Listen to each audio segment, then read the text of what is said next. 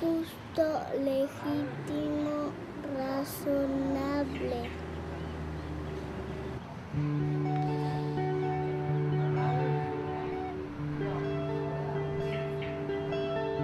La asignación universal surge a partir de un decreto presidencial de octubre de 2009 que establece un nuevo derecho en la Argentina, que es el derecho de los hijos de los desocupados, de los trabajadores no registrados, a partir de la protección del derecho a la educación y a la salud de estos pibes.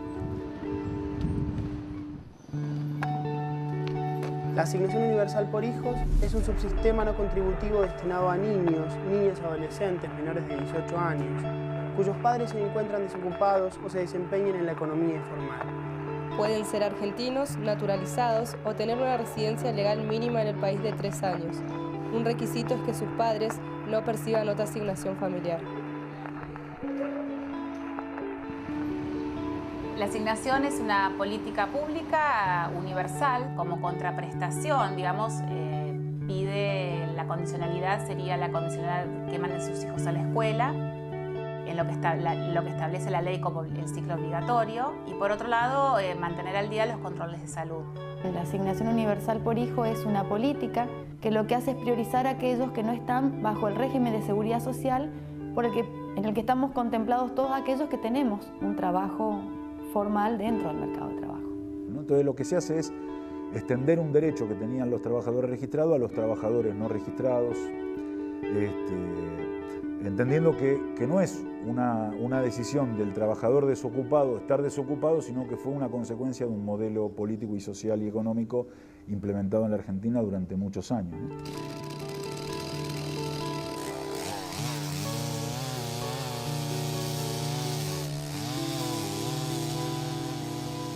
Es interesante como una medida, una política pública potente y efectiva introduce cambios o requiere la introducción de cambios en otros campos que a lo mejor uno no pensaba que estuvieran tan estrechamente vinculados.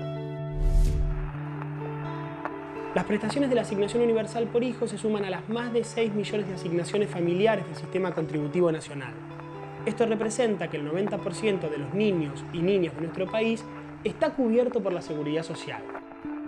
Durante el 2010 alcanzó a 3,5 millones de niños, niñas y jóvenes, y se estima que este número crecerá durante el año 2011. La mitad de estos niños y niñas nunca antes habían recibido una ayuda social del Estado.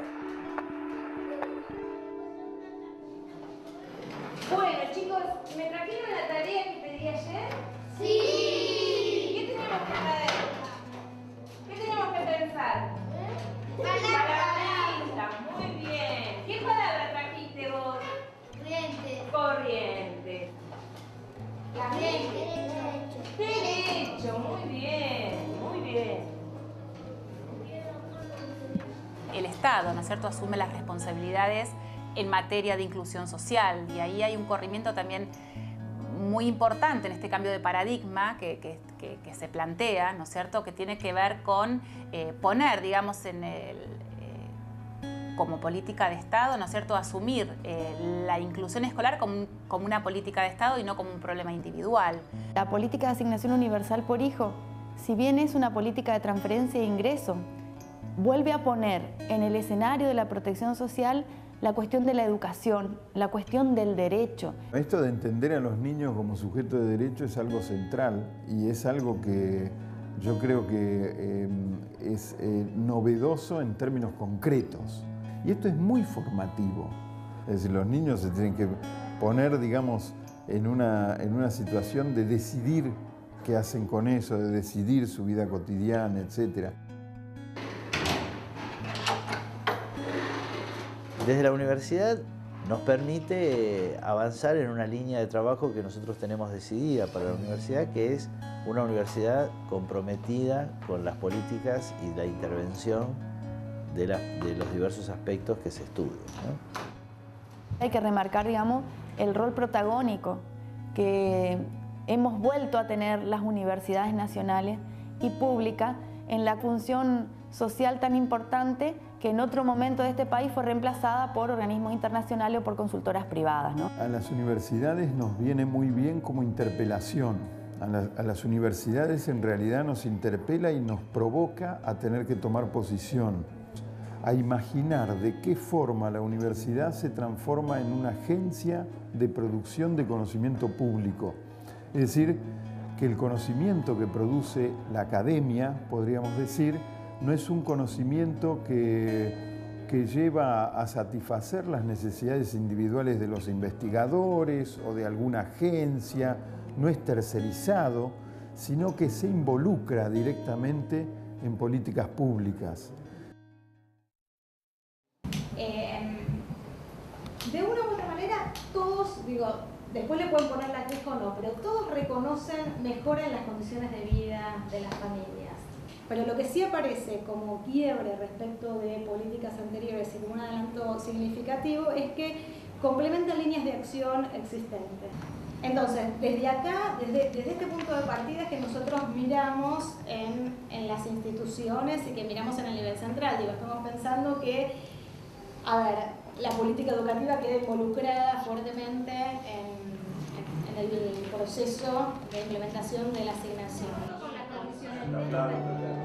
Bueno, estuvimos por primera vez, ¿no?, las distintas universidades convocadas para este trabajo de todo el país, y fue muy interesante el intercambio, ¿no?, porque haber podido intercambiar, ¿no es cierto?, estas experiencias donde en muchos puntos nos encontramos también con coincidencias, ¿no es cierto? Fue muy lindo porque fue un proceso de convocatoria a varias universidades nacionales. Vinimos, nos empezamos a sentar en esta mesa, recibimos la propuesta de lo que el ministerio necesitaba o quería hacer.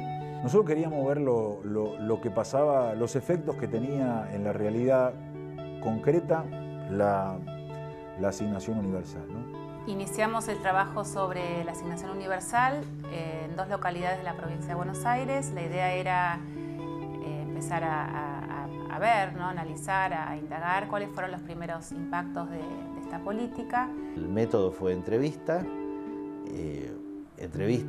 a los responsables máximos de la educación, los directores de los niveles inicial, secundaria, técnica, supervisores de esas zonas, directivos de las escuelas seleccionadas, docentes, alumnos en el nivel secundario, padres. En todas esas zonas lo que procuramos fue trabajar con metodologías cualitativas, entrevista, observación, participación en algunas actividades cotidianas de la gente, tratando también de involucrar no solamente a estudiantes y a docentes, a niños, jóvenes y docentes, sino también a otros actores de la comunidad. Un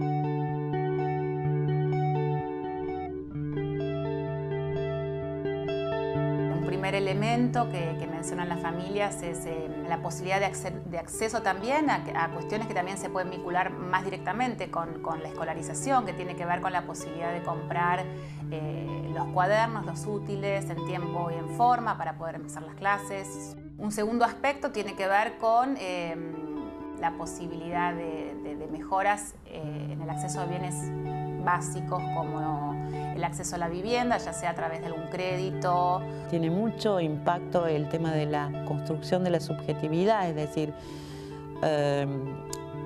al tener cubiertas las necesidades vitales tengo un sujeto con un nivel de bienestar y una disposición para la educación mucho mejor. Un proceso de filtración de agua.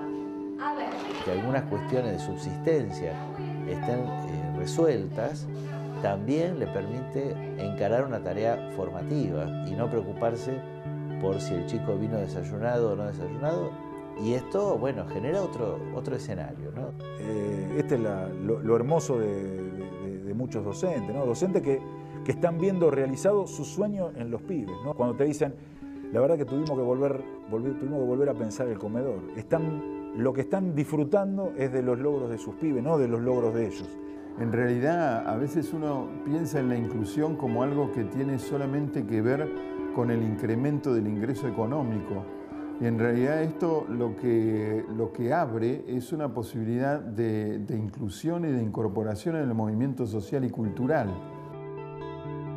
Uno de los resultados tiene que ver con la comprensión de esta política desde el lugar del derecho. O sea, para muchos todavía quien no tiene la posibilidad de trabajar tampoco parece tener el derecho a tener protección desde el Estado, ¿no? Ciertos docentes de nivel primario secundario consideran que sí es un derecho. Otros actores no lo reconocen como derecho, lo asimilan a otro tipo de planes anteriores. Por supuesto que hay muchos bemoles en los acuerdos, ¿no? Algunos están más de acuerdo, otros menos, algunos están un poco en desacuerdo. La opinión generalizada de los encuestados es favorable a la asignación porque ven una política en la que el Estado asume una responsabilidad de distribución y de búsqueda de una mayor justicia social. Me parece que en este tipo de políticas lo que uno observa es que reconstituyen el sentido de pertenencia. Es decir, uno vuelve a sentirse parte de algo de lo cual se sentía excluido.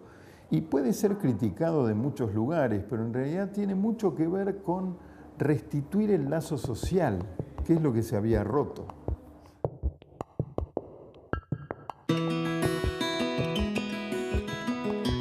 En un periodo de gobierno tan fecundo como este, que ha empezado en el 2003, que se han tomado tantas medidas decisivas y fundamentales en varios aspectos de la vida social y política, la asignación universal por hijo es una de las medidas centrales de la construcción de este modelo nacional, popular. Es una medida universal, es una medida de profunda justicia social.